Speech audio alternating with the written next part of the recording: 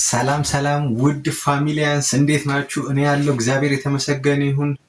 ሰሞኑን ከቻሳ እያልኩ ነው። ፍቅር ቀንሳችኋል። ይህ ፕሮግራም በእናንተ ስፖንሰር የተደረገ ነው። በእናንተ ፍቅር እስቲ ፍቅራችሁን ገለጥ አድርጉልን። በጣም ቤተሰብ እያነሰን ነው። ቪዲዮን ሼር፣ ላይክ፣ ሰብስክራይብ ማድረግ እንዳትረሱ። እወዳችኋለሁ። ወደ ቪዲዮ። የፈረንጅን እግር ኳስ ትታችሁ የሀገራችሁን እግር ኳስ ለምን አታዩ ለምትሉ ሰዎች ሁሉ ይቅር። በዚህ ሰሞን የተፈጠሩትን 3 ነገሮች እስቲ ልንገራችሁ። እንደ ወንዝ ከሜዳችን ላይ ውሃ ተቀዳ፣ እንደ ቆሸሸ ቤት በሞልዌያ ተወለወለ ሜዳው። ይቺን ማሽን መግዛት አቅቶት ፌዴሬሽኑ በዚሁ ሰሞን መብራት ጠፋ ሲጫወቱ። ከዛ በቃ ጠዋት 6 ደቂቃ የቀረው ጨዋታ ጠዋት መተን እንጨርስ ተባለ። አሁን ደግሞ እዚህ ጋር እንደምታዩት ዳኛውን እንደዚህ እንደ ጨርቅ ኳስ ያንገላቱታል። ተጫዋቾቹ ምን አድርጎ ነው? ይሄ የዚህ ቡድን ተጫዋች ቢጫ ሊሰጠው ሲል ልቀየር ነው ብሎ ይወጣል። ቢጫውን እንትን ሳይል ማለት ነው። በቃ ተቀየር ያለው ቢጫውን ላይ አይሰራም ቢል ቀይ ሰጠው ዳኛው። ከዛ ይሄውላ ግርግር። የኛ ሀገር እግር ኳስ እዚህ ላይ ነው። ይሄ ነው እንግዲህ ይሄንን ነው የምናየው። ይሄንን ነው ከእንግሊዝ እግር ኳስ ከጣሊያን ከስፔን እግር ኳስ እንትን ብለን እዩ የምትሉ ብዙ ነገር ማለት ይቻላል። ዝም ብላችሁ ያቸው እስቲ እነዚህን ጎሎች እስቲ ያቸው። ሰፈር ውስጥ እኮ እንደዚህ አይነት የሰፈር ጨዋታ ላይ እኮ ያስቃል ይሄ ጎል። የሀገሪቷ ፕሪሚየር ሊግ ውስጥ ነው እንደዚህ አይነት ጎል የሚገባው። እና የሀገራችንን እግር ኳስ የሀገራችንን ቡድኖች ማየት የሚጠላ ሰው አለ ብዬ አላስብም። ግን በቃ አይን ማሾፊያ አይደለም። ስለ ኢትዮጵያ ፉትቦል እኔ አንድ ነገር ለማለት ፈልጋለሁ። ባይዘዊ የኢትዮጵያ ኳስ በጣም ኳሱ የተሻለ ነው። የኢትዮጵያ ኳስ ባይዘዊ እስካሁን ላለማደጉ ትልቁ ምክንያት ብዬ የምፈርደው በክለቦች ላይ ያላችሁ፣ በክለብ ላይ በአመራር ቦታ ያላችሁ ሰዎች የምሬን ነው። በፌዴሬሽንም እንደዛው በኢትዮጵያ ኳስ ላይ ያለው ችግር ብዬ የምፈርደው ነገር በፌዴሬሽን ላይ ያለው የአመራር ችግር፣ ክለቦች ላይ ያላችሁ ሰዎች ኳሱን ለማሳደግ ምን ያህል ለፍተናል። በቃ እኔ እንጃ በእንትን ነው የሚሰራው። በቃ በሆይ ይባላል። የሆነ ነገር የሆነች ነገር ይሞከራል፣ በቃ ይረሳል ምናምን። እኔ እንጃ ስለ ኢትዮጵያ ኳስ ምን ለማለት እንደምፈልግ አላቅም። ያው 1990ዎች ውስጥ ምናምን ትንሽ ኢትዮጵያ ፉትቦል ፌዴሬሽን ውስጥ የአንደር 70 የአንደር 50 ምናምን አይተነው ሞክረነው ነበር። ግን ብዙም እስቲ በዛ ሰዓት ከነበሩ ልጆች የኢትዮጵያ ፉትቦል ፌዴሬሽን ልጆቹ የት ደረሱ ብሎ ዞር ብሎም አላየንም። ወደ ስንት ዓመት የፈጀ ፕሮጀክት ነው። ኦልሞስት ፕሮጀክቱ ወደ ከኛ በፊት የነበሩ አንደር 70ዎች ነበሩ። በቁጥር የሚወሰኑ ሰዎች ናቸው የወጡት። እነ ሙሉዓለም ምን ያህል ተሾመ፣ የተወሰኑ ሰዎች። ከዛ ሁሉ ከ600 ምናምን ፕሮጀክት ጣቢያ በሜዳውም እንደዛው። ያው ሜዳ ላይ ለምሳሌ የትኛው ሜዳ ኖሮ ነው? አሁን ነው እንደውም ትንሽ በየሰፈሩ ሜዳ እየተሰራልን ያለው። ስቴዲየማችን ደግሞ በጣም ያሳፍራል። የአፍሪካን ዋንጫ በሰው ሜዳ እየሄድን እየተጫወትን እንደው የአገር ውስጥ ሜዳ ውስጥ የሀገር ውስጥ ጨዋታውን ደግሞ እንደው እሱንም በውጭ ይጫወቱ። በጣም ነው የሚያሳፍረው። ሌላው ስለ ዲሲፕሊን ያለው ነገር ነው። ዲሲፕሊን የት ያስተማሯቸውን? እኔ አንደር 17 መድህን ተጫዋች ያለው ዳንኤል ቦየራ የሚባል አሰልጣኝ ነበረ።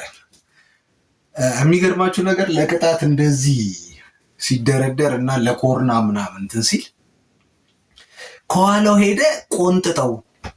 እኔ ምን አይነት ስፖርታዊ እንትን እንደሆነ ልጅ እንደዚህ አይነት አሰልጣኞች ባሉበት ሀገር ተጫዋቾች እንዴት ዲሲፕሊን ሆኖ እንደሚወጡ አይዶን ነው። ተጫዋች በቲፎዞ አንድ አሰልጣኝ የፈለገውን ይዞ ወደ ክለብ የሚገባበት አገር ላይ እንዴት ዲሲፕሊን ሊሰራ ይችላል? አንድ አሰልጣኝ መስፈርት ሊያደርግ የሚችላቸው ነገሮች ብቃት ነው። ከብቃት ግን በበለጠ እኛ አናውቅም እንዴ? ተጫዋቾች እኮ ሌሊት ከካምፕ ወጥተው እንደፈለጉ ጨፍረው የሚገቡበት ሀገር ነው። ስለዚህ ገና ብዙ ይቀረዋል ማለት ነው እንጂ የኢትዮጵያን ተጫዋቾች ከሌላ ሀገር ተጫዋቾች የሚያንሱ አይደሉም። የሜዳዎች ሁኔታ አንዳንድ ነገር ወጥሮ ኳሱን ለማሳደግ የሚሰራ ማህበረሰብ ቢኖር ኢትዮጵያ እንኳን ለአፍሪካ ዋንጫ ለዓለም ዋንጫ ትደርሳለች ብዬ አስባለሁ። 12 ተጫዋች አናጣም። ኤአይ በዚህ ከቀጠለ የአፍሪካ ኢኮኖሚ አፈር ይበላል። ከጀርባ የምታዩት ቲማቲም ነው፣ አንድ ቲማቲም ነው እና ሙሉውን ማለት ነው በአንድ ኤጀንቲክ ኤአይ ማለት አርቲፊሻል ኢንቴሊጀንስ ሆኖ ታስኮችን ፐርፎርም ማድረግ የሚችል ኤአይ ነው እና በሱ ያደገ ቲማቲም ነው። ይህንን ኤአይ ዴቨሎፕ ያደረገው ከኋላ ያለው ሰውዬ ነው እና ምንድነው ለ70 ቀን ማለት ነው ለኤአዩ 13 ነገር ኮንትሮል አድርጎ ይሰጠዋል፣ ቲማቲሙን እንዲያሳድግ ማለት ነው። እንደዚህ ሞይስቸር፣ ፀሐይ፣ የአፈር እርጥበት፣ ካርቦን ዳይኦክሳይድ ምናምን፣ ቴምፕሬቸር ምናምን ኮንትሮል አድርጎ ይሰጠውና አሳድገው ብሎ ይሰጠዋል ማለት ነው። እና ኤጀንቲክ ኤአዩ ያሳድገዋል። ማሳደግ ብቻ ሳይሆን በየ30 ደቂቃ ቲማቲሙን ቼክ ያደርገዋል፣ አፕዴት ይጽፋል። እንደውም ወደ 36ኛ ቀን ላይ የሆነ ነገር ክራሽ አድርጎበት ሃርድዌሩ ላይ ማለት ነው ቴምፕሬቸር ወይም ካርቦን ዳይኦክሳይዱ ሰምቲንግ ተበላሽቶበት ራሱ ፊግር አውት አድርጎት ምን እንደተበላሸ አስተካክሎት ቲማቲሙን አሳድጎ ይሰጠዋል ለሰውየው መልሶ ማለት ነው። ኤአይ ሰክሰስፉሊ ፋርም አደረገ ማለት ነው። እና የዚህን ሰክሰስ ተከትለው ማለት ነው ኢሚዲየትሊ ወደ ሞር ሪሰርች ነው የገቡት። በተለያየ አይነት ቴምፕሬቸር በተለያየ አይነት ኮንዲሽን ድጋሚ ማሳደግ እንችላለን ወይ ቲማቲም እና ሌላ አይነት አትክልቶች ብለው ማለት ነው። እና ይሄ ሰክሰስፉል ከሆነ ማንም ሀገር ሌላ ሀገር ላይ ዲፔንድ ማድረጉ ይቀራል ማለት ነው። አፍሪካ ደግሞ ኢኮኖሚያ በምንድን ነው የቆመው? በአግሪካልቸር አይደለ? ከኛ ሜንሊ የሚፈልጉት ነገር ሮ ማቴሪያል ነው። ሮ ማቴሪያል እና አግሪካልቸር ፕሮዳክቶች ናቸው እና ስፔሻሊ እንደነ ዩኤኢ እንደዚህ ረፍ ኮንዲሽን ውስጥ ያሉ ሀገራት ኢዚሊ ስዊች ኦቨር ማድረግ ይችላሉ ማለት ነው። ኦፍኮርስ ኢሚዲየትሊ ሀፕን አያደርግም፣ ነገር ግን የማይቀር ነገር ነው እና ስለዚህ ፈርዘር ማየት ከፈለጋችሁ ቨርደንት አውቶኖሚክስ ይባላል። ቼክአውት አለ። አጃኢብ ነው ኤአይ ይላል። ብዙ ጉዳት እኔ ጥሩ ጎኑ ነው የሚታየኝ። ያው ለአፍሪካ ሀገራት ግን ያው እንግዲህ ሁሉ ነገር ሲመጣ ይዞት የሚመጣው ነገር አለ። ጥሩም መጥፎም ጎን አለው። ግን ቴክኖሎጂውን አጃይብ ብለነዋል። ይሁን።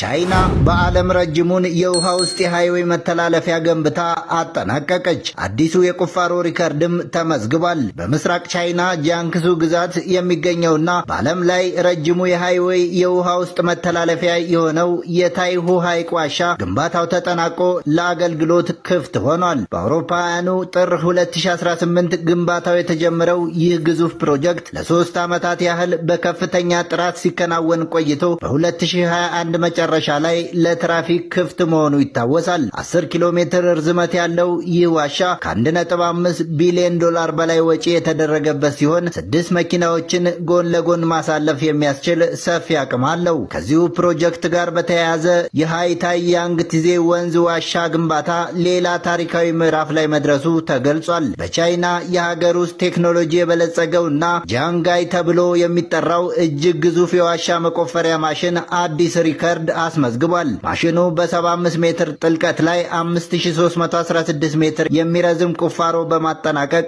16.6 ሜትር ስፋት ባላቸው ማሽኖች ታሪክ በሀገሪቱ እጅግ ጥልቅ በሆነ ቦታ ላይ የተከናወነ የውሃ ውስጥ ዋሻ ቁፋሮ ሆኖ ተመዝግቧል። ይህ ግዙፍ መተላለፊያ በርካታ ኢኮኖሚያዊና ማህበራዊ ጠቀሜታዎችን ታሳቢ አድርጎ የተገነባ ሲሆን በጂያንግሱ ግዛት ውስጥ የሚገኙትን ሱዡ፣ ውሺና ቻንግዡን የመሳሰሉ ዋና ዋና ከተሞች በማገናኘት በነባር መንገዶች ላይ ያለውን ጫና በእጅጉ ይቀንሳል። ዋሻው በውሃ ውስጥ እንዲሆን የተደረገው በሐይቁ ዙሪያ ያለውን ተፈጥሯዊ ውበትና ስነ ምህዳር ሳይበክል ዘመናዊ የትራንስፖርት አገልግሎት ለመስጠት ታስቦ ነው። ይህ ፕሮጀክት ቻይና በዘመናዊ የመሰረተ ልማት ግንባታና በቴክኖሎጂ ልህቀት ያላትን አቅም ዳግም ያረጋገጠ መሆኑን ተመልክቷል። ጠላው ቴክኖሎጂ ጠላው። በቃ ርቀውን ሄዷል። ልንደርስባቸው አንችልም። ከዚህ ምን እንማራለን? ታችኛው ትውልድ ላይ መስራት። የታችኛው ትውልድን በየት በኩል ፖለቲካችሁን አስተምሩት። በትላንትና ታሪክ ማንም አይመዘንም። ትላንትና ቢመረመር ሁሉም ሰው የየራሱ ጉድፍ አለ። አንተ የምትለካው ዛሬ በቆምክበት አቋም ላይ ነው። እግዚአብሔር እኮ እያኖረ ነው ሁላችንም፣ ሁሉንም ሳይመለከት ኃጢአትን ምንም ሳይመለከት እያኖረ ነው ሁላችንም። እኔ አንተ ላይ ጣቴን ለመጠቆም ምን ስልጣን አለኝ? የትኛው ንጽህና ነው አንተን ለጠቆም ያደረገኝ? እሷን ከመቀበል ያቃተች። ይሄንን አምነህ ተቀበል። አሁን አንተ ስትርቅ ብዙ የሚያስፈልጋቸው ሰዎች ሳይገኝ ይቀራል። አንተ እስክትመጣ እነዛ ሰዎችን አናገኛቸው። በምትችለው አቅም በምትችለው ልክ እንደ ጠዋት በመስኮት እንደምትገባ ፈገግታ ነው አንተ መልካም ስታደርግ እግዚአብሔር ፈገግ ይላል። መልካምነት እንዲሁ ዝም ብሎ ማንም ስለፈለገ መልካም አይሆንም። እግዚአብሔር ነው የሚሰጠው መልካም ነው። ስለዚህ ፈተና እንዳለብህ ማወቅ መቻል አለብህ። ምቀኛ እንዳለብህ ማወቅ መቻል አለብህ።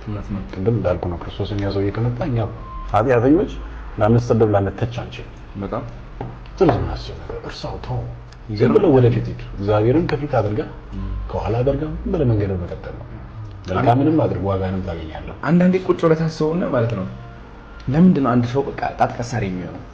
ለምን ስፔሻሊ እኛ አበሾች በጣም ጣት መቀሰር ነው ጋር ታውቃለህ። ከዛ የሆነ ያለን ጉድፍ የደበቅነው ነገር እኮ እንደሌለ እኮ ነው የምናስመስለው። ለምንድን ነው ማስተዋል የጎደለው? እኛም ጎደሎነት እንዳለን እኛም ብንወጣና ወደፊት ትንሽ መታየት ብንጀምር የሆነ የሚጠቁብን ሰው እንዳለ ማስተዋል ያጠርናል። እሱ ነው እና አለማስተዋሉ ላይ ነው ይሄን ማስበው። ሁሉም ሰው በልክነኝነት ነው የሚኖረው፣ ራሱን አያይም። ይሄ ደግሞ የደካማ ሰዎች ብዙዎቻችን ደካሞች የራሳችን ጉዳት አለብን አንመለከትም። የዛን ያህል ደግሞ ብዙ ቀና ሰዎች አሉ፣ መልካም ሰዎች አሉ፣ በመፍራት ቆመው ያሉ። ስለዚህ የትኛው ነው የሚያዋጣው? በፍርሃት መኖር ወይስ ተዋክቶ ወደፊት መሄድ? እንዋጋለን በደም ግዴታ ነው። እርግጠኛው መልካም ባታደርግ የመጣውና የሚመጣው ነገር በሙሉ አይመጣም። እንዋጋለን። ማንም አስታውስማ ማን ያውቃል? ዝም ብሎ እንደሌላው ይሄ ብሎ ይሄዳል። ከሌሎቹ የተለየህበት ነገር ምንድነው? አሉ ከሚባሉት በሰራተኞች ተገንጥለህ አይን ውስጥ የገባኸው ለምንድን ነው? ባደረግከውና በምታደርገው ነገር ነው። ስለዚህ ቅናት አለ ማለት ነው። ክፉ ሀሳብ የሰይጣን ነው። ታዲያ ለማን ነው እጅ መስጠት ያለብህ? ለእግዚአብሔር ወይስ ምላሹ ያንተ ነው? እውነትን ስታይ መጋረጃው ሲገለጥ አትሸሽ ይባላል። ሂድ ወደፊት። እውነት ነው። እሷ ነች የምታስፈራው አብዛኛው ሰው። እሷ መጋፈጥ ከቻል ሁሉም ነገር ቀላል ይሆናል። አሚን ከባድ ነው ግን ትንቀሳቀሳለህ፣ ትችላለህ፣ አትደርቅም። አዎ አብዛኛው ሀበሻ ብዬ የማስበው እኔ ጣት እንዳይቀሰርበት የተደበቀና የደረቀ ህዝብ ነው። በቃ ፍርሃት በልብቅ ስንት ክህሎት ያለን ፍጡራን እኮ ነው ማለት ኢትዮጵያውያን። ስንት ድምጽ ያላቸው አሉ። ቤታቸው ሲቆልፉ ተአምር ኢንተርናሽናል የሚያደርጋቸው እኛን የሚያስጠሩ ስንት ሰዎች አሉ። ግን ያቺ ጣት እንዳትቀሰርባቸው በራቸው ዘግተው በቃ። አሁን ቲያትር ማለት በጣም ከባድ ነው ማለት ለምናገር because ስሜቱን የዛኔው ማምጣት አለበት፣ እዛው መሆን አለበት። በቃ ይሄ አይምሮ መላቀቅ አለበት ከልብህ ጋር ንጹህ የሆነው እንትንህን ለማስተላለፍ ማለት ነው። ብዙ ሰዎች አያረጉትም። በጣም ትልቅ አቅም ይጠይቃል። እንዳያችሁት ነው ዳኒ ጢሞን አዶናይ ቤት ምሳ ጋብዞት ነበር። ያው ዳኒ ጢሞ ሴፉ ላይ ከቀረበ በኋላ ብዙ ቻሌንጆችም ብዙ ነገር ስለሱ እየተሰሩ ነው። ዳኒ ጢሞ ይገባዋል ብዬ አስባለሁ። የድሮ የቆየ አርቲስት ነው፣ ብዙ ለፍቷል ብዬ አስባለሁ። ያው የኢትዮጵያ አርት ወንዶችን ይገላል፣ ሴቶችን ያነሳል ይባላል። እኔ እንጃ እንግዲህ ብዙ ጊዜ ለምን እንደሆነ አላውቅም፣ የተወሰኑ ሰዎች በጣም ሲተኮሱበት እናያለን። አንዳንዶቹ ደግሞ ከእጅ ወደ አፍ የሆነ ሲሞቱ እንኳን ብር ተሰብስቦላቸው ምናምን ነው። እንግዲህ እኔ ይህን ነገር አርቲስቶቹ ራሳችሁ እንደው ማህበር አዋታችሁ ሰብስባችሁ የሆነ ብቻ የምትረዳዱበት ነገር ቢኖር ባይ ነኝ። እንዲህ ከወደቀ በኋላ ሰው የሆነ ነገር ከሆነ በኋላ ሳይሆን የምትደርሱለት የመጠያየቅ ባህሉ፣ የተቸገረን ሰው ሳፖርት የምታደርጉበት የሆነ ብቻ የምትቀራረቡበት ነገር ቢዘጋጅ ባይ ነኝ። ዳኒ ጢሞን ሰይፉ ከጠራኸው በኋላ በእውነት ብዙ ነገር እየተደረገለት ይመስለኛል። ከዚህ በላይ ይገባዋል እላለሁ። አሁንም ቢሆን በቻላችሁት መጠን ተባበሩት፣ ካጠገቡ ሁኑ እላለሁ። ይመች ዳንዬ፣ እንወዳለን።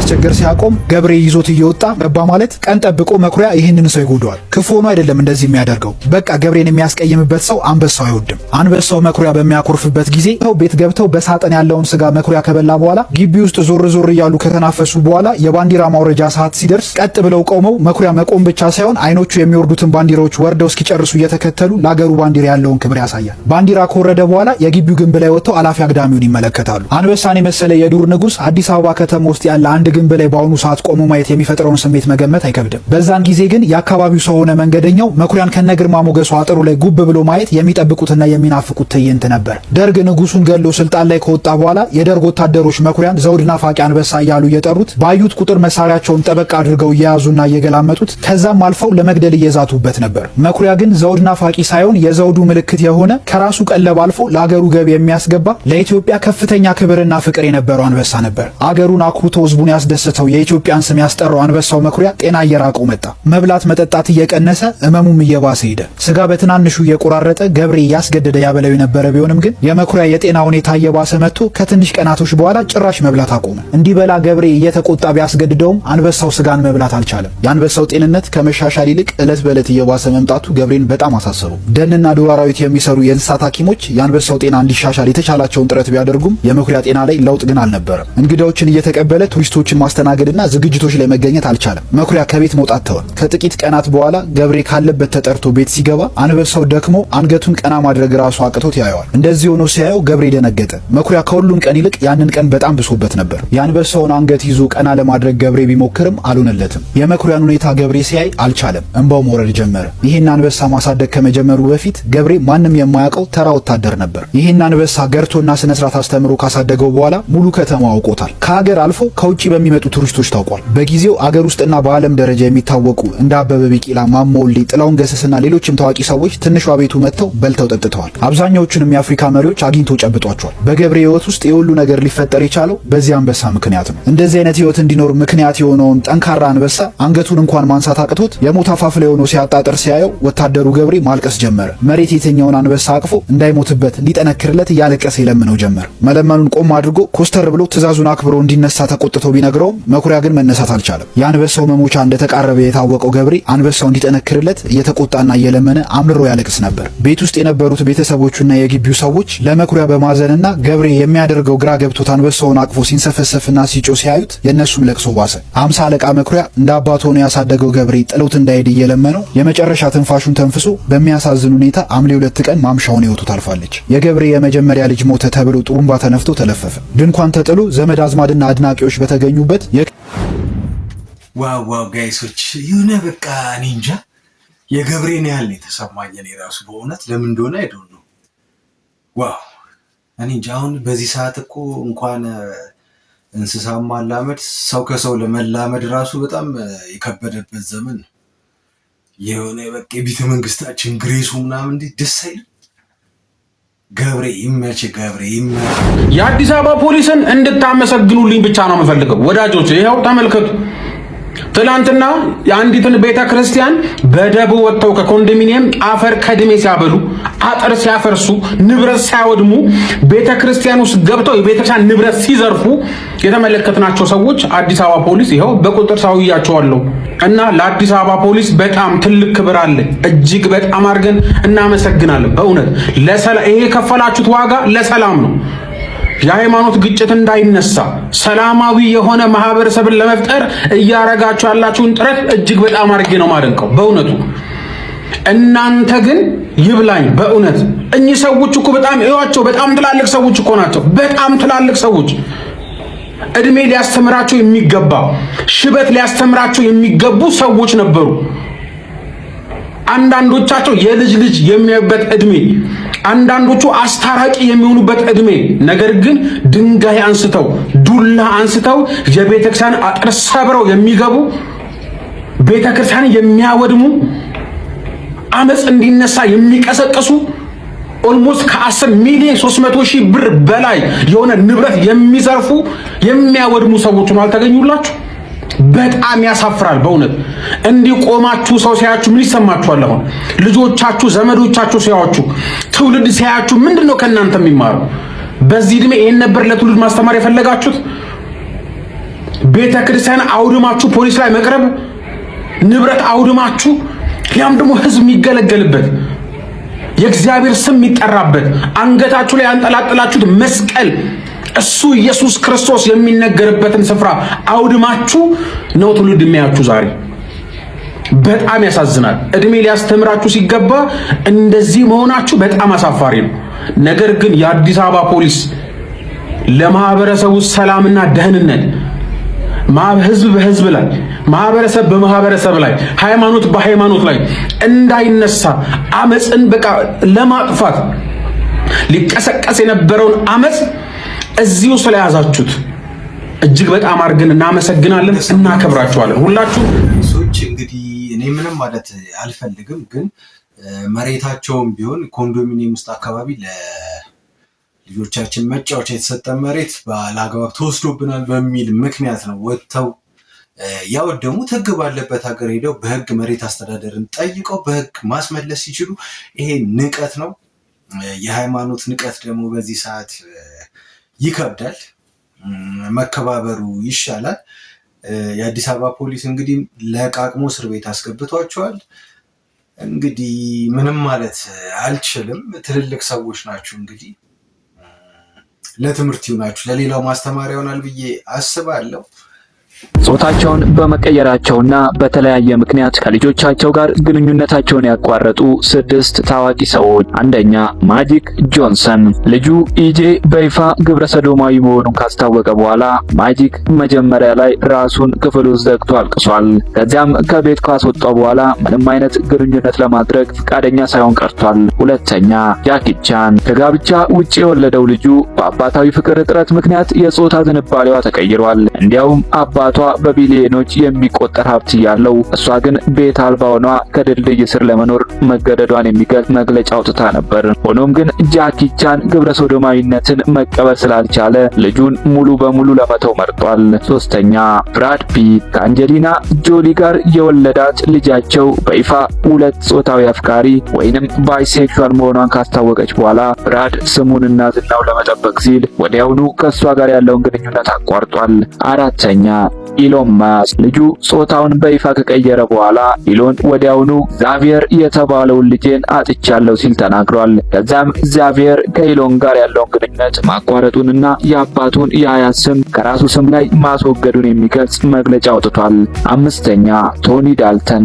ልጁ ግልጽ በሆነ መንገድ ግብረ ሰዶማዊ መሆኑን ያሳወቀ ቢሆንም ቶኒ የልጁን ምርጫ ሊቀበል አልቻለም። በመጨረሻም ለማሳመን ያደረጋቸው ጥረቶች ሳይሳኩ በመቅረታቸው ሙሉ በሙሉ በሚባል ደረጃ ግንኙነታቸውን አቋርጠዋል። ስድስተኛ ጂሚ ስዋገር። ለህዝብ ወግ አጥባቂ ስብከቶችን በማቅረብ ዓመታትን ያሳለፈ ቢሆንም የልጅ ልጁ ግን ግብረ ሰዶማዊ መሆኑን ይፋ አድርጓል። ጂሚ በህዝብ ፊት የኢቫንን የጾታ ዝንባሌ በግልጽ ነቅፏል።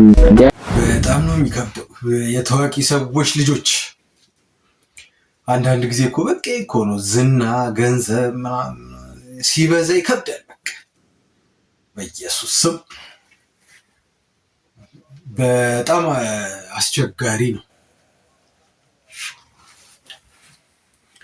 በጣም አስቸጋሪ ነው። እንዳያችሁት ነው እንግዲህ ምንም ማለት አይቻልም። ወደኛ ሀገርም የመግባት ምልክቶች እያሳዩ ነው ብዙ ነገሮች። እዛው እንግዲህ መድኃኒዓለም የያዝልን ለማለት ፈልጋለሁ። ከታዋቂ ሰዎች በስተጀርባ ያለው ጣጣ እንግዲህ ይሄ ነው።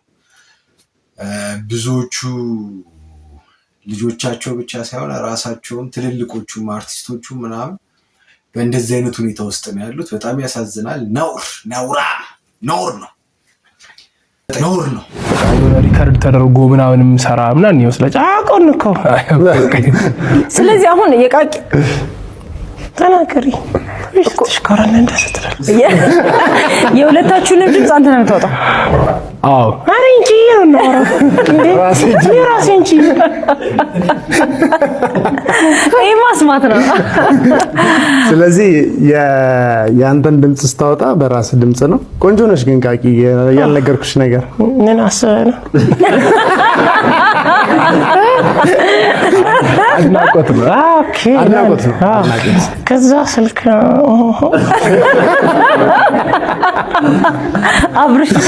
አብርሽን ጸባይ ታውቂያለሽ ማለት ነው። 09 ወይ ጉድ! ማንን ልናናግር ነው? አሁን እኮ ግራ ማንን እናናግር? እሺ ካሌብ ቃቂ አንዴ ዝም በይ። እሺ ካሌብ ይሄንን አርት እኛ ሀገር ስትጀምረው አንተ እንግዲህ ካንተ በፊት ነበር ነው ወይስ? ከኔ በፊት ላይክ አላየውም። በአማርኛም ኢትዮጵያ ውስጥም ይህ ስራ ሲሰራ አላየውምና ብዙ ጊዜ ቲክቶክ ላይ ሜንሽን የሚያደርጉልኝ ራሱ ጄፍ ነው። ጄፍ ደግሞ ማለት በጣም በዚህ ስራ ዓለም ላይ በጣም ታዋቂ ነውና ኦዲየንሶቹ ራሱ ሙሉ ነው በቃ ስቴዲየም ሞልቶ ምናምን የሚዝናኑት በስክሪን እየታየ ያወሩክ ስለሆነና ኢትዮጵያ ውስጥ የለም የስራ ያ ሰዋረኩ ካፕሽናል አብሽ ለና ወላሰ እንደራዋት እንገረ ይዳል ሳቂ ቆይ ስራና ዝና እንዴት ነው ታዲያ? እንግዲህ እንደሰማችኋት ነው። እኔ ራሱ በጣም ገርሞኝ ነበር መጀመሪያ ሲያው ቲክቶክ ላይ ምን አይነት ቴክኒክ ቢጠቀም ነው ምናምን ሬዲዮ ቀርጿት ይዞ ነበር ምናምን የሚለውን ነገር ከዛ ሰርች ስናደርገው ቬንትሮኮሊዝም አይ ቲንክ እንደዛ ቬንትሮኮሊዝም ምናምን የሚባል ቴክኒክ ነው። ድምፅን አፍን ሳያንቀሳቀሱ ድምፅ ማውጣት። ይመቸው፣ አዲስ ነገር ፈጣሪ መሆን ደስ ይላል። ይመች ብራዘር ለማለት ነው። ቆይ ህዝባችን ምን እየበላ እንደሆነ ማወቅ የምፈልጉ ከሆነ ይሄንን ኮሜንት ተመልከቱልኝ። ይሄ ቀልድ አይደለም፣ የጤና ጉዳይ ነው። ተመልከቷት ምን እንደምትል። ሱፐርማርኬት ነው የምሰራ፣ በውስጥ መስመር አውራኝ፣ ዲኤም ላይ አውራኝ እያለችው ነው። ይሄንን ጉድ ግን ታውቃላችሁ? ምን ይደረጋል መሰላችሁ? ፋርም ላይ እንደዚህ ዶሮዎች ሲሞቱ ሲታመሙ፣ ወይ ደግሞ በቃ ኪሎአቸው በጣም ሲቀንስ በሽተኛ ሲሆኑ ለሆቴል፣ ለሬስቶራንት፣ ለሱፐርማርኬቶች በዝቅተኛ ዋጋ ይሸጣል። እንደሚሸጥ ታውቃላችሁ? ይሄን እናንተ ሬስቶራንት ሄዳችሁ፣ ሆቴል ሄዳችሁ፣ ሱፐርማርኬት ሄዳችሁ የተጠበሰ ዶሮ ወይ ደግሞ ዶሮ ስትገዙ፣ የታሸገ ነገር ስትገዙ ጤነኛ መሆኑን በምን ታውቃላችሁ? በምንድን ነው የምናውቀው?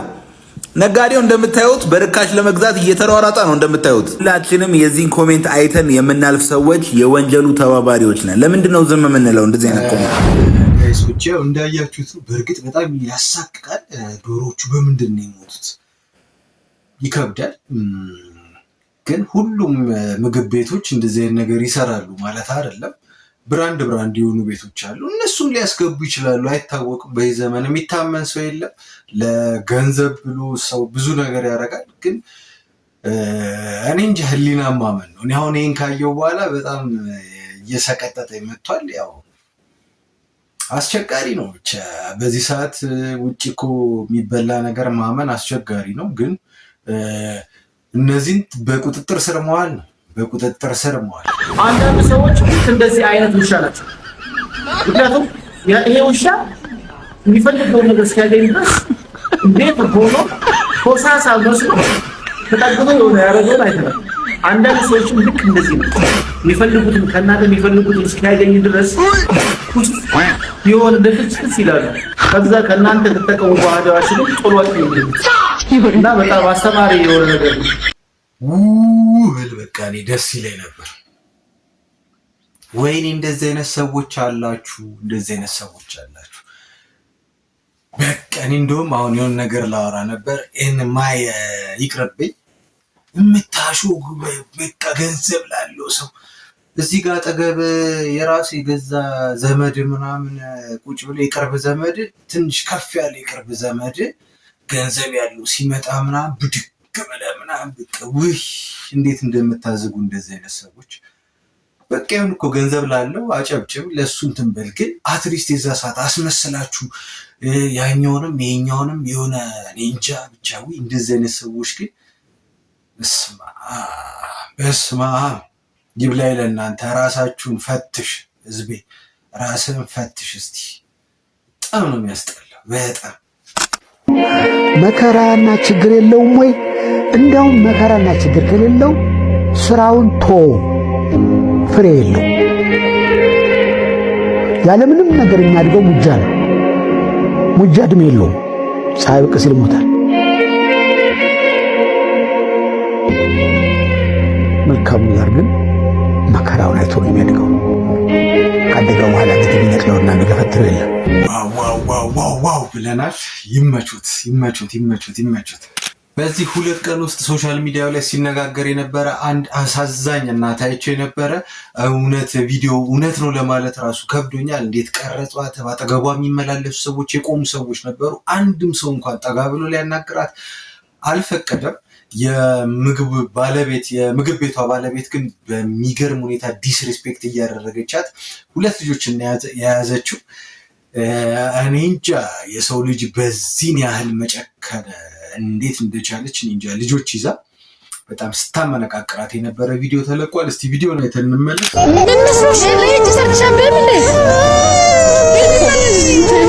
መቆም አይቻልም እንጂ ምን እያልሽ ነው?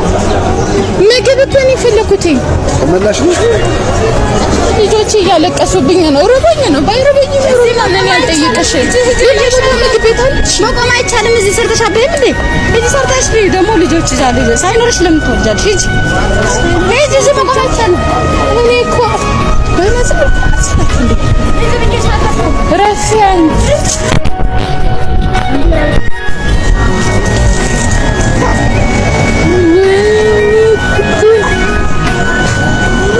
የ2026ቱ የዓለም ዋንጫ እንግዲህ አነጋጋሪ መሆኑን ቀጥሏል። እንግዲህ በጣም ብዙ ነገሮች እየተካሄዱበት ይገኛል። አወዛጋቢም ነው። በጣም አሪፍ ነው። ግን እኔ በጣም ከታዘብኳቸው ነገሮች በጣም የቡድኖች ኢኳል መሆን አለ፣ የጨዋታ መመጣጠን አለ። በጣም ደስ ይላል። አፍሪካኖችም ጥሩ እንቅስቃሴ እያሳዩ ነው። እስቲ አወዛጋቢ ነገሮች ከሚባሉ ነገሮች የዓለም ዋንጫውን ትንሽ ገረብ አድርገን እንምጣ እንየው። በጣም ብዙ ጨዋ ደጋፊዎችን አይታችሁ ልታውቁ ትችላላችሁ። እንዲሁም ደግሞ ጨዋ ማህበረሰብ አይታችሁ ልታውቁ ትችላላችሁ። ነገር ግን እንደ ጃፓን አይነት መቼም የትም አይተን አናውቅም። በትናንትናው ዕለት ጃፓን የዓለም ዋንጫ ጨዋታዋን ማለት ነው ከኔዘርላንድስ ጋር አድርጋ ነበር። እጅግ በጣም በሚገርም ሁኔታም እንግዲህ 2-2 በሆነ አቻ ውጤት ጨዋታውን አቻ ሆና ማጠናቀቅ ችላለች። እጅግ በጣም አስገራሚ እንዲሁም ደግሞ ጥሩ የሚባል ውጤት ነበረ ለጃፓን። ነገር ግን በዛ ጨዋታ ላይ ማለት ነው ሙሉ ስቴዲየም ውስጥ የሚገኙ የጃፓን ደጋፊዎች ጨዋታው ከተጠናቀቀ በኋላ የተለያዩ ሲጠቀሙባቸው የነበሩ የውሃ መጠጫ ኮዳዎችን ጨምሮ ማለት ነው የተለያዩ ቆሻሻዎችን ሰብስበው አጽድተው ነበረ የወጡት። ጃፓኖች ይህን ሲያደርጉ ይህ የመጀመሪያቸው አይደለም። በተለያዩ መድረኮች ላይ እንዲሁም ደግሞ በተለያዩ ጨዋታዎች ላይ ማለት ነው ስቴዲየም ውስጥ ተጠቅመው እንዲሁም ደግሞ ጨዋታውን ደግፈው በሚጨርሱበት ሰዓት አጽድተው ነበር የሚወጡትና ይህ ነገር በርካቶችን እያስገረመ ይገኛል። በርካታ በስቴዲየም ውስጥ የሚገኙ የሌላ ክለብ ደጋፊዎች እንዲሁም ደግሞ ሌሎች በስቴዲየም ውስጥ የነበሩ ሰዎችና ሚዲያዎችም ጭምር ማለት ነው ጃፓናውያንን በምትመለከቱት መልኩ ሲታዘቡ እንዲሁም ደግሞ በአግራሞት ሲመለከቷቸው ነበር ስንመለከት የነበረ። ጃፓንም እንግዲህ እጅግ በጣም ዲሲፕሊን የሆኑ ያያችሁት ነው። እንግዲህ ጃፓኒያንስ በጣም ስልጡን ማህበረሰብ የሚባሉ ናቸው። 50 ዓመት ዓለምን አልፈው እነሱ በዚህ ሰዓት 2050 ላይ ናቸው ይባላል። ኦልሞስት የሆነ ዓመት ይህንን ህዝብ ዓለምን ጥለውት ሄደዋል ይባላሉ። ጃፓኖች በጣም በቃ ረቀቅ ያሉ ህዝቦች ናቸው። ኢቭን ትምህርት ቤት ልጆቻቸው ከኤሌመንተሪ ጀምሮ የተማረበትን ትምህርት ቤት አጽድቶ ነው የሚወጣው። እዚህ የኛ ልጅ ይላል ንፍጡን እንግዲህ ምንም ማድረግ አይቻልም እና ትውልድ ላይ መሰራት አለበት። ከታች ቢልድ አድርጎ የሚመጣ ነገር ይመስለኛል። መቼም እዚህ ላይ ዝም ብለው የደረሱ አይመስለኝም። ይመቻቸው ጃፓንያንስ። አነጋጋሪው የጋናው ጠንቋይ ታላላቅ አገሮችን አስፈርቷል። ይሄ የምትመለከቱት ብንሳን የተባለ ጋናዊ ጠንቋይ እንግሊዝን ሳይቀር ታላላቅ አገሮችን እያስፈራራ ይገኛል። ከ2 ቀናት በፊት ከፓናማ ጋር የነበራትን የዓለም ዋንጫ ጨዋታም ሊጠናቀቅ 1 ደቂቃ ሲቀረው ጠንቋዩ በስቴዲየም ውስጥ አመድ መሰል ነጭ ዱቄትን ከበተነ በኋላ ጋና ወዲያውኑ 1 ጎል አስቆጥራ ጨዋታውን 1-0 አሸንፋለች። ይህንንም ተከትሎ ታላላቅ የዓለም ሚዲያዎች ጉዳዩ በከፍተኛ መልኩ ያሰራጩ ሲሆን ነገ ምሽት ጋና ከእንግሊዝ ጋር ያላትን ወሳኝ ጨዋታም ጠንቋዩ እንግሊዞች ጎል እንዳያስቆጥሩ አደገኛ መላ በጅቻለሁ፣ አጥቂያቸው ሃሪኬን እንዳይጎዳ አላደርግም፣ የማደርገውን ግን እኔ አውቃለሁ፣ ነገ ምሽት ታዩታላችሁ በማለት እንግሊዞችን አስፈራርተዋል። ይህንንም ተከትሎ ጉዳዩን ታላላቅ የዓለም ሚዲያዎች በከፍተኛ መልኩ እያሰራጩት ይገኛል። ጠንቋዩ የሚሳካለት ይመስላችኋል ወይ? ሀሳባችሁን በኮመንት አካፍሉን። ፎሎ እያደረጋችሁ ወቅታዊና አዳዲስ መረጃዎችን ያገኙ። ስለዚህ ጨዋታ ሊወራ የሚችለው ይሄ ጠንቋይ ልክ መሆኑ በቃ አለቀ። ጠንቁሎ ነበረ ክርስቲያኑ ላይ ከዚህ በፊት እንደዚህ አድርጎ ያውቃል። አያገባም ጋና ላይ ምናምን በሚል አላ ለመጉዳት አይደለም የሚቆጠረው ብሏል። እሱ ግን ጨዋታው ላይ ጥሩ ፐርፎርም እንዳያደርጉ የሚችለውን አደርጋለሁ ነው የሚለው ሰውየው። ከዚህ በፊት ክርስቲያኑ ላይ አድርጎለት አንዲት ተሳክቶለታል። ከዚህ ውጭ ደግሞ አሁን ሃሪኬን ላይ አድርጎት ነበር። ይኸው ሃሪኬን ከኒኮ ራይሊ አንግል የገጨውን ኳስ የሚገርም ዋን ቻንስ ወጣበት። ከአንግሊዮች የተመለሰው ሃሪኬን መቼም አይስቶ ወደ ውጭ ወደ ጎል ኦን ታርጌት ራሱ አይደለም ወደ ውጭ ነው የወጣው። እውነትም ሰርቶለታል። ብቻ በዚህም በዛም ለእንግላንድም ሰርቷል ማለት ይቻላል። ማዱዌኬ ምናምን እንደምታዩት ይኸው ዲፍረንት ታይፕ ኦፍ ፕሮፋይል ዲዛይድ ፎደና ፓልመር ስል ስቃችሁብኝ ነበር። አሁን ሚስቅ የለም። ብቻ እሱን ተወውና ወደ ጨዋታው ነገር ጉዳይ ስንገባና ወደ ጠንቋዩ እንግባ እና ያው ያወራውን ነገር እዚህ ጋር ማንበብ ትችላላችሁ ከፈለጋችሁ። ማንበብ የሚፈልግ ምናልባት ካለ ቤዚክሊ በቃ መጨረሻ ላይ ደግሞ ሲያወራ ማድረግ ያለብኝ ሙሉ አረጋለሁ ጋናን ለማገዝ ነው ያለው። በቃ ምንም ማድረግ ያለብኝ አረጋለሁ ብሏል። ጠንቋይ ነው እንግዲህ ስሙ ሲተረጎም ደግሞ ላስረዳ። ቪዲዮ እንደነገርኳችሁ ያው ጠንቋይ ነው ዌድነስዴይ ዴቪል የሚባለው ያው የሮቡ ጠንቋይ አይነት ቫይብስ ጠንቋይ እያልኩ ያሉት ያቺን ቃል ማላሰማ አልፈልግም። ገብቷችኋል? ብቻ ያ አለ ይኸው ገባችኋል?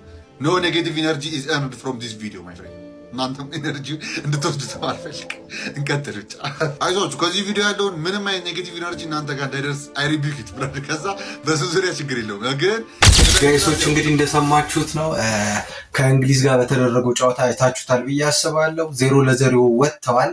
የጋና ተጫዋቾች ግን ሲጸልዩ ተሰብስበው በመጸለይ ነው የጨረሱት። ጠንቋይ ምንም አያመጣም ብዬ አስባለሁ። ጋና በውጤቷ ይዛው የወጣችው ውጤት ይመስለኛል። እስቲ እናያለን እንግዲህ በጥንቆላ ይበሉት ከሆነ ዋንጫውን እናያለን። እስቲ የድምፃዊ ቦምባርሌ ትክክለኛ ስሙ ማን ነው? ሞቶ ኬንያታ። ማ ሞቶ ኬንያታ።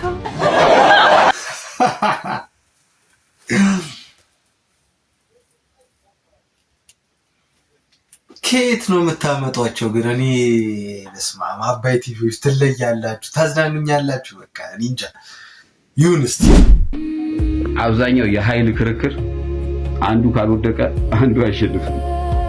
ገመድ ጉተታ በለው። ዲስከሽን ግን የኢንተሌክት ክርክር ግን ካንተ ለመውሰድ የተዘጋጀ ሰው ለመቀበልም ለመስጠትም ሬዲ የሆነ የእሴት ፕላትፎርም ነው። ክርክሮች የትኛውንም አቋም የያዙ በሌላኛው በተቃራኒያቸው ውድቀት ላይ ኢምፓየራቸውን የሚሰሩ ስቱፒዶች ናቸው። እኔ ክርክር አልወድም። ምክንያቱም ያለኝ ህይወት ኢንጆይ ያደረኩት ነው፣ ተመችቶኛል። በክርክር ውስጥ ኤክስትራ የሆነ ነገር ሰብስቤ ምናምን ማበጥ አልፈልግም። ሰው ላይ ኤክስትራ ነገር ያሳብጣል። ቴንክ ዩ ማሚያንስ።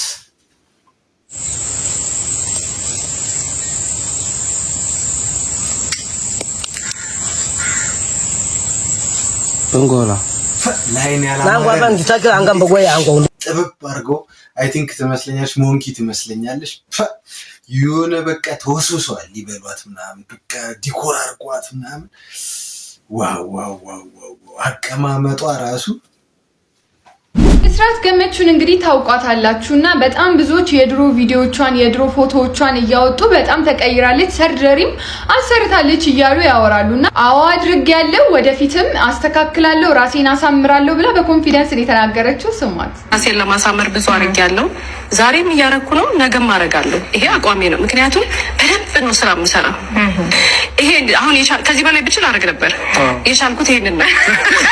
ዘመን የደረሰው እዚህ ድረስ። የፈለገ ሰው ይሰራ፣ የፈለገ ሰው ራሱን ያሳምር። እንደምታዩት ነው እንግዲህ ለውጧ። እውነትም ተለውጣለች፣ እውነትም ደግሞ አምሮባታል፣ በጣም ተቀይራለች። ታዲያ ስለ ሰርጀሪ በጣም ብዙ ሰዎች የተለያየ አይነት አስተሳሰብ አላቸው። ሰርጀሪን ሰዎች ለበጣም ብዙ ነገር ይጠቀሙታል። ያው ራሳቸውን ለማሳመር የሆነ ነገር ለመጨመር የሚጠቀሙት አሉ። አንዳንዶች ደግሞ በአደጋም ይሁን በተፈጥሮ ምክንያት የሆነ ነገራቸውን ለማስተካከል የሚጠቀሙበት ሰዎች አሉ። እንደዚሁም ደግሞ ያው በፊታቸው ፊቸር ምክንያት ትምህርት ቤትም ሆነ በተለያየ ቦታ ቡሊ የሚደረጉ በሰውነታቸው የሚያፍሩ ሰዎች አሉ። ታዲያ ግን ሰርጀሪ ብቻ ነው መፍትሄ በሚለው እኔ አልስማማም። ምክንያቱም አቅም የሌላቸው ሰዎች አሉ። ያንን ነገር አፎርድ አድርገው ፊታቸውን ማስተካከል የማይችሉ ሰዎች ላይ ዋናው ጭንቅላት ላይ መስራት ነው ብዬ አምናለሁ። አቅሙ ላላቸው ራሳቸውን ላሳመሩ እሰየው፣ እኔ እሱንም አልቃወምም። ግን ደግሞ ከልኩ ሲያልፍ በተደጋጋሚ ከማድረግ የተነሳ ጭንቅላታችን እያንዳንዱ ነገራችን መቀየር እንዳለበት ያስብና ሱስ ውስጥ እንቀመጣለን ማለት ነውና በጣም ኮንሲኩዌንስ አለው። እሱንም ላሳያችሁ። ተለከቷት ነው። ዶናቴላ ቨርሳቺ ትባላለች። የቨርሳቺ ካምፓኒ ያው ኦነር ነች ማለት ነውና ይሄ ነበረ የመጀመሪያ ናቹራል ሉኳ። አሁን ላይ ደግሞ ከተደጋጋሚ ሰርጀሪዎች በኋላ የመጣባት ሳይድ ኢፌክት ይሄን ይመስላል። አሁን ሊትራሊ ሰው ሙላ አትመስልም። እግዚአብሔር ቅር ይበለኝና አሁን ይሄንን ድሮዋን ነው ምን ናፍቀው አይደለ? እና ይሄ ነው ችግሩ። ሳይድ ኢፌክቱ ሲበዛ ከመደጋገም የተነሳ ኢንሴኩሪቲ ያመጣል። በቃ ናቹራል ነገራችንን በአጠቃላይ ወደ መጥላት ውስጥ እንገባለን። አይብዛ ባይኔ። በተረፈ ግን ሰው ኢንሴኩር የሚያደርገውን በተፈጥሮ ይሄን ነገር አልወደውም ብሎ የሚያስበውን ነገር ቢያስተካክል ብዙ ክፋት አለው ብዬ አላስብም። ታዲያ እናንተ ስለ ሰርጀሪ ያላችሁ ሀሳብ? እኔ ክፋት አለው ብዬ አስባለሁ። እንግዲህ ውጤቱ እንዳያችሁት ነው። ብዙ ትላልቅ በአሜሪካ ያሉ አርቲስቶች ምናምን የደረሰባቸውን ነገር መቼም ታውቃላችሁ። እንግዲህ ውጤቱን ኢትዮጵያንስ ሰርጀሪ ያሰራሹላ ውጤቱን ከቆይታ በኋላ ታየዋለሽ ብዬ አስባለሁ። እኔ ምንም ማሰራበት የለኝም። እቺ ትንሽ ተቆርቆር ያለችው ፊቴ እንድትለቀኝ እንደሰው ትንሽ የሆነ ቀላ እንድል ላይክ፣ ሼር፣ ሰብስክራይብ ማድረግ እንዳትረሱ። ሰርጀሪ አላሰራም። ሰብስክራይብ በማድረግ እንድንቀላ አርጉን። ውድ ቤተሰቦች ይመቻችሁ። በዚህ ሰዓት በጣም ከገረመኝና አነጋጋሪ ከሆነ ነገር ውስጥ አንድ ያገኘሁት ነገር አንድ ቲክቶክ ላይ የመጣ ሰሞኑን ቀጣይ ሟቾችን የቲክታከር ስም ዝርዝር የጠራ ሰው አለ። እስቲ ቪዲዮን አይተን እንመለስ። በጣም አሳፋሪ ነው። የሟቾችንም ስም መጥራት ተጀምሯል። በጣም ያሳፍራል። እስቲ እንግዲህ ከምን አንግል እንደሚለው ባላቅም ቪዲዮን አይተን እንመለስ። ከዚህ በኋላ ደግሞ ሁለት ታዋቂ የሆኑ ሴት ቲክቶከሮቻችንን ልናጣ ነው። የመጀመሪያዋ ታዋቂ ቲክቶከር ሜሎ በሚል የቲክቶክ ስያሜ የምትታወቀው ቲክቶከር ናት። ሁለተኛዋ ቲክቶከር ደግሞ እሙዬ በሚል መጠሪያ የምትታወቀው ቲክቶከር ስትሆን ይህንን ቪዲዮ ያላያችሁት ካላችሁ ባጭሩም ቢሆን እደግምላችኋለሁ። ያያችሁት ደግሞ አይታችሁታል። ሁሌም ቢሆን በአእምሯችሁና በልቦናችሁ ላይ ይቀመጣል። ሜሎ በሚል መጠሪያ የምትታወቀው ታዋቂ ቲክቶከርና እሙዬ የምትባለዋ ሴት አደጋ ላይ ናቸው። ቲክቶክ ውስጥ ላይቭ ላይ ገብተው ሌሊት በክፉ አይን ታይተዋል። እነዚህ ሰዎች ቀጣይ የሚሞቱ ቲክቶከሮቻችን ናቸው። ነገር ግን ከመሞታቸው በፊት አስቀድማችሁ ወላጆቻቸው ወይም አሳዳጊዎች ወደ ቤተ ክርስቲያን ውሰዷቸውና አስፈላጊውን የሆነ ነገር አድርጉላቸው ስል ዛሬ 10 ሰዓት ተኩል ላይ ቪዲዮን ሊያወርዱ ችለዋል። እኔ ቪዲዮ በመውረዱ አይደለም የከፋኝ። ይሄ ያንቀላፋው ትውልድና ኦርቶዶክስ ነኝ ብሎ በባህላዊ ሃይማኖት ውስጥ የሚኖረው ኦርቶዶክሳዊ ነኝ ባዩ ህዝብ ነው ያናደደኝ። ደብረ ዘይት ላይ ያሉ የሰው አውሬዎች አሉ። ቲክቶክ ላይቭ ላይ ገብተው ሳንቲም ለመለቃቀም እንቅልፋቸውን አጠው የሚኳትኑትን ሰዎች የሚያጠቁ አውሬዎች አሉ። ኦርቶዶክሳውያን እውነት ለመናገር ከልብ ያዝኜባቸዋለሁ። አብዛኛውን የኔን ምክሮችና የኔን ተግዛሶች የሚሰሙት መናፍቃን ብለን የምንነቃቸው ሰዎች ናቸው። እነሱ ናቸው ቪዲዮውን እየተከታተሉ ህይወታቸውን እያዳኑ ያሉት። እናንተ ኦርቶዶክሳውያን ግን እውነትም እግዚአብሔር ልቦና ይስጣችሁ። ፈዛችኋል፣ ተኝታችኋል። በኮሜንት ላይ ሁሉ እናንተ ነው የምትሰድቡኝ። የምትሰድቡት እኔን አይደለም። በእኔ ላይ አድሮ መልእክት የሚነግራችሁን የእናንተኑ አምላክ ነው እንጂ። ለነዛ ለሁለት ታዋቂ ቲክቶከሮች ቤተሰቦቻቸው ይህንን ቪዲዮ ካያችሁ አሊያም ሼር ተደርጎ ከደረሳችሁ ልጆቻችሁን አትርፉ። ደብረ ዘይት ባሉ የሰው አውሬዎች እነዚህ ልጆቻችሁ ቲክቶክ ላይ በገቡበት ጊዜ የማይሆን ነገር ተደርጎባቸዋል። የዚህን የደነዘዘውን የኦርቶዶክስ ተዋህዶ ህዝብንም ወላዲት አምላክ ልቡን እንድታነቃልን እግዚአብሔር ፈቃዱ ይሁን።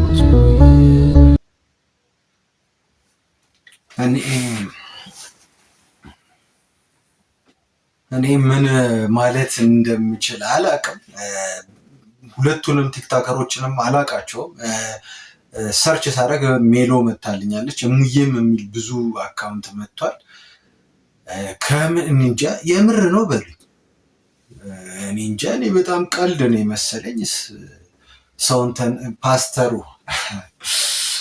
ትንበያ የሚተነብይ በዛ ኢትዮጵያ ውስጥ አስቸጋሪ ነው። ብቻ እንግዲህ እኔ እውነቱን ከሆነ ተጠንቀቁ። ያለበትም ምክንያት አይታወቅም። በድብቅ ያወራችሁ ነገር ካለ የነገረ ከዚህ በፊት ቪዲዮ አስወርዳችሁብኛል እያለ ነው። ያንን ቪዲዮ ለማየት አልቻልኩም። የሰው ነፍስ ግን በእግዚአብሔር እጅ ነው ብዬ አስባለሁ። አንተ ስላልክ ምንም የሚሆን ነገር የለም። ኮሜንት ላይ እስቲ የእሙዬንም የሜሎንም ፎቶ አስቀምጡልኝ ጋይሶች። እኔ ሰርች ለማድረግ እንደሞከርኩት ያገኘኋትን ሜሎ ተምኔል ላይ አስቀምጫታለሁ። እሙዬ ግን ብዙ አካውንት ስለሆነ ላቃት አልቻልኩም። እስቲ ይህን ቪዲዮ የምታዩ ሰዎች የሁለቱም ፎቶ ብታስቀምጡልኝ ደስ ይለኛል። ጋዜጠኛው ምንድነው የሆነው ጋይስ? በዚህ ሰዓት እንግዲህ ያጋራው ቪዲዮ እጅግ በጣም መነጋገሪያና አስተማሪ ሆኗል። ታዲያ ጋዜጠኛ ጌታሁን አሰፋ እንዲህ ሲልም ነው እንግዲህ መልእክቱን በዚህ ሰዓት እያስተላለፈ የሚገኘው። ለመተንፈስ ማሽን የምትጠቀሙ ሁሉ ፈጣሪ ይማራችሁ፣ ከባድ መሆኑን አይቻለው ሲል መልእክቱን ያስተላለፈ ሲሆን ታዲያ በዚህ ሰዓትም በርካታ አድናቂዎቹና ወዳጆቹም እንግዲህ በጽኑ ታሟል በሚል እንዲጨነቁና የጤና እክል አጋጥሞታል ብለውም እንግዲህ እንዲደነግጡ ያደረገ ቪዲዮ ነው። ነገር ግን ለብዙዎች የድንጋጤና የሀዘን ምክንያት የሆነው ይህ ቪዲዮ እንግዲህ እውነተኛ የሆነው የጀርባው ታሪክ እንግዲህ የጋዜጠኛው በጽኑ መታመም ሳይሆን የመጀመሪያው በነፃ ስለተሰጠን እስትንፋስ ፈጣሪን ለማመስገን ሲሆን ታዲያ ጋዜጠኛው በአሁኑ ወቅት በቻይና ቲቤት ግዛት ውስጥ የሚገኝ ሲሆን ታዲያ በዛ አካባቢ ላይ ያለው የኦክሲጅን መጠን እንግዲህ በጣም አነስተኛ ሲሆን በዚህ ምክንያትም ወደ ስፍራው የሚጓዙ ማንኛውም ቱሪስቶችና ለአየር ንብረቱ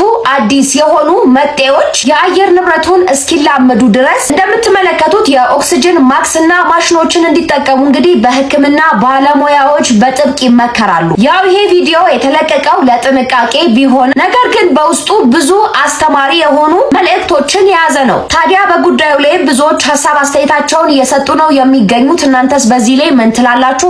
ሀሳባችሁን በኮመንት ላይ አሳውቁኝ። በሌሎች ቪዲዮዎች መለሳለሁ። እስከዚያ ግን ፎሎ ማድረግ እንዳትረሱ። መልካም ቆይታ።